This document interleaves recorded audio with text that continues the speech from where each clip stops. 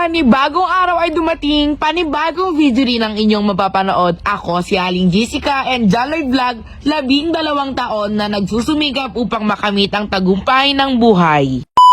Eto na nga po pala guys, yung katuloy ng pagpunta namin ng Pangasinan. Sa video naman ito ay pupunta muna kami ng Manawag Church tapos dediretso na kami sa dagat. Pero bago yan, napadaan nga pala kami dito sa may mga magagandang picturan. Sorry na lang talaga guys dahil hindi ko nga alam kung saan yan at ano yan. By the way, ang lawak-lawak nga yan kaya nga pwede ka kahit sa anggulo dyan. Fiesta nga ata dito kasi sa Pangasinan kaya naman may paganyan sila. Medyo mahaba-habang biyahe nga din at nakarating na nga pala kami dito sa Manawag Church. Hindi na nga pala kami nagpark malapit sa may simbahan kasi baka nga fully booked na doon at crowded na rin. Kaya naman sa medyo malayo na rin kami nagpark. Pasensyahan nyo na nga lang talaga guys dahil hindi nga ako nakapag-video sa loob ng simbahan dahil bawal nga talaga. Kaya naman super latikoy talaga ang atake. Nandito na nga po pala kami sa Apo Manawag para naman mag-picture buong pamilya. Matagal na nga itong Manawag Church pero maganda-ganda pa rin. Parang ang kahapon lang itong ginawa. Tandang walang kupas nga talaga itong Manawag sa sobrang ganda. At nung pagkatapos nga namin mag-picture, nagutom nga kami. Kaya naman, bumili na nga kami dito sa mga naglalako dito sa mga gilid-gilid. Sapay nagatutat tao, ito'y Manawag Pangasinan. So nga makapauto. Nagadu nga makmakan, tilak-lak ko lahat to. So ngahan kami nga makapili. Siyempre, nalapas min nga gumatang timakmakan. So nga, diretso kami, jay dagat.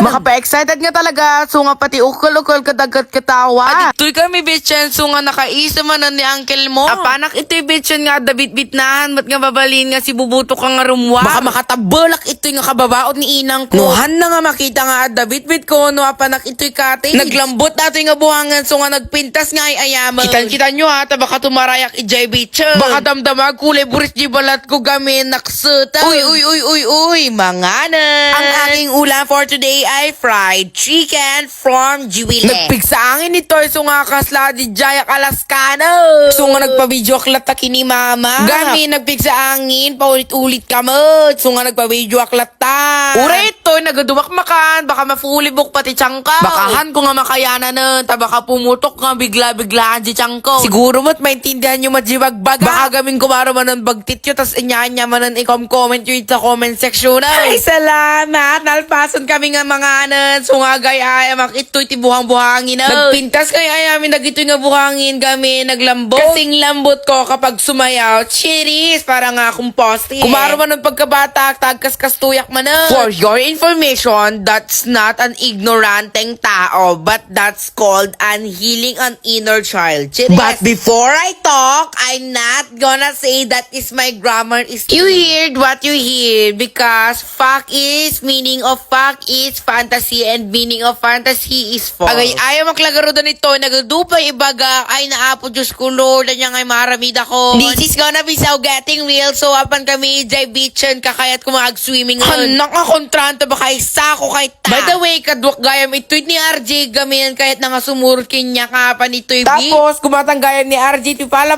na tapno at gamitin na ito. Diyos mo yung marapay nga ito gumatang kapatamin sa mulang nga gamitan. Dito na kami sa dagat. Dali ka na, kunin mo yung ano mo. Ay, ala. Nag-present ko na ulit dito guys, para namimiss ko na ulit. Andito na kami guys sa dagat. Oh my God! Ang alat! Alat yung alat talaga. Alam ko to. Ala!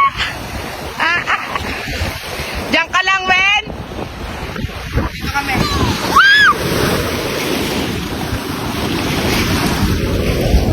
Alat, be. Alat. Atoy lang nga taray, tikay kayat ko because taray in the beach is the very good place. May sapay atoy nga clip, Diyos mo yung marimar, makaparelax nga talaga dagito'y beach. Pati atoy alon-alon na kat nagpintas mo. Kasla anytime at da sumurot nga jellyfish ita alon-alon na.